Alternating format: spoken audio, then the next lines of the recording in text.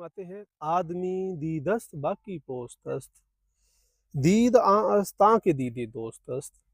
آدمی دید کا نام ہے، پہچان کا نام ہے۔ اگر انسان کو پہچان میسر نہیں ہے تو پھر یہ چھلکے کی مانند ہے، اس کی چھلکے کی طرح کوئی قدر و قیمت نہیں ہے۔ اس طرح بادام کی قدر و قیمت اس کی گری کے ساتھ ہے، چھلکے کی کوئی بندہ قیمت ادا نہیں کرتا، گری کی قیمت ادا کرتا ہے۔ آپ فرماتے ہیں بس اسی طرح سے جو انسان ہے اگر یہ پہچان رکھتا ہے پھر تو یہ آدمی کہلانے کے لائق ہے، اگر اس کو پہچان حاصل نہیں ہے تو پھر یہ چھلکا ہے، اس کے علاوہ کچھ نہیں ہے۔ آپ فرماتے ہیں دید آں است آں کے دیدے دوست است، پہچان کس کی کرنی ہے؟ آپ فرماتے ہیں اس کی پہچان کرنی ہے جو اسے اس کے اصل دوست کی پہچان کرائے۔ وہ اصل دوست کون ہے؟ وہ خالق حقیقی ہے جس کی اس نے پہچان کرنی ہے۔ اس دوست کی پہچان کرنے کے لیے اس نے دوست بنانا ہے۔ آپ فرماتے ہیں چونکہ دیدے دوست نابود کور بہ، جس آنکھ کو اللہ رب العزت کی پہچان نصیب نہیں ہوتی اس آنکھ کا اندھا ہونا بہتر ہے۔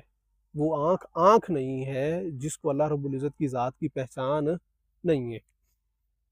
آپ فرماتے ہیں دوست کو باقی نباشت دور پہ، اور اس دوست سے دور رہنا بھی بہتر ہے جو انسان کو اس کے اصل دوست تک نہیں پہنچاتا، جو اس کو اس کے خالق حقیقی تک لے کے نہیں جاتا۔ آپ فرماتے ہیں کہ جو اللہ رب العزت کے عارف ہیں، جو اس کی پہچان والے ہیں، وہ اس جہان میں رہتے ہوئے کیا دیکھتے ہیں؟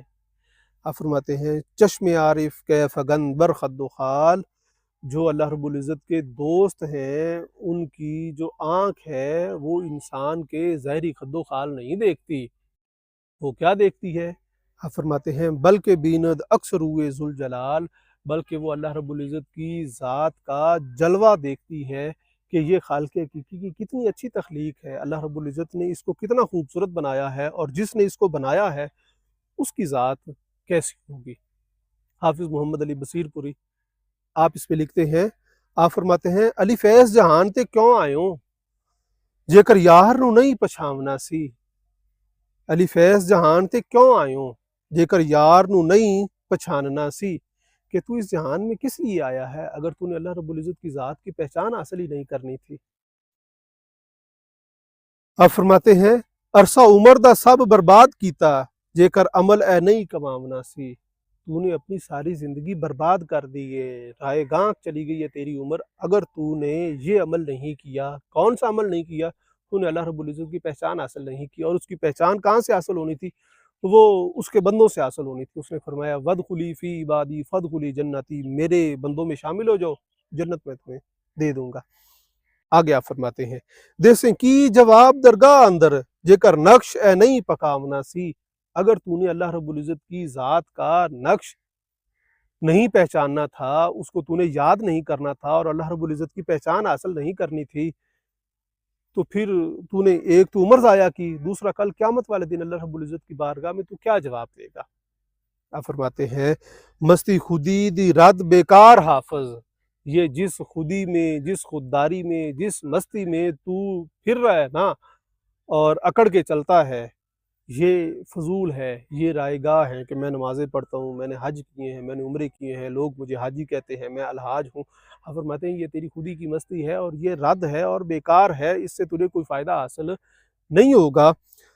جے کر ایس نو نہیں وجامنا سی، وہ خالق حقیقی تو بڑا عظیم ہے، وہ تو تیری عاجزی چاہتا ہے کہ تو اس کے سامنے عاجز ہو جائے، اور تو ہے کہ تو سب کے سامنے اپنی خودداری اور خودی جو ہے وہ پیش کرتا پھر رہا ہے۔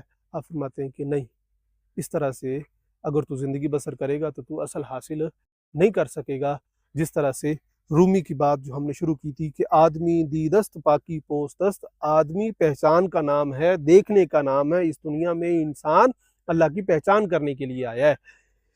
اگر وہ پہچان نہیں کرتا تو پھر یہ چھلکے کی مانند بیکار اور فضول ہے، پھر اس کا فائدہ نہیں ہے۔ دید آں استاں کے دیدے دوست است، اس کی پہچان کرنا، اس کی زیارت کرنا جو اس کو دوست تک پہنچا دے، جو اس کو اس کی اصل تک پہنچا دے، جو اس کو خالق حقیقی تک پہنچا دے۔ اسی وجہ سے کہا جاتا ہے کہ فلاں بندے کے پاس جب میں بیٹھا نا تو مجھے اللہ رب العزت کی ذات کی جھلک نظر آئی، اور اسے پھر کہتے ہیں کہ یہ ولی اللہ ہے۔ اسی طرح سے ایسے دوستوں کو دوست بنائیں جو آپ کو اللہ رب العزت کی ذات تک پہنچا دیں۔